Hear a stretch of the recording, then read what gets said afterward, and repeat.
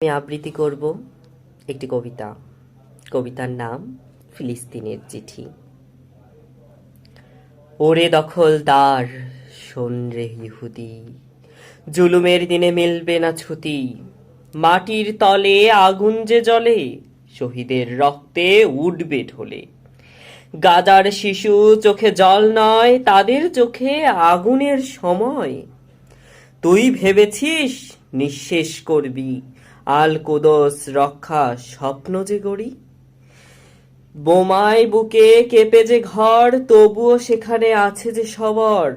মায়ের কোলে শহীদের লাশ, তবু মুখে আল্লাহু আকবার আস।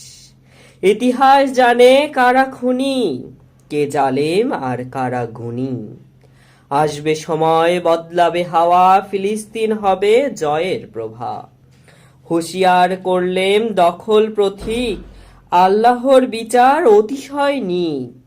এই রক্তধারা থামবে না আর, ফিলিস্তিন বাঁচবে, হবে বিজয়।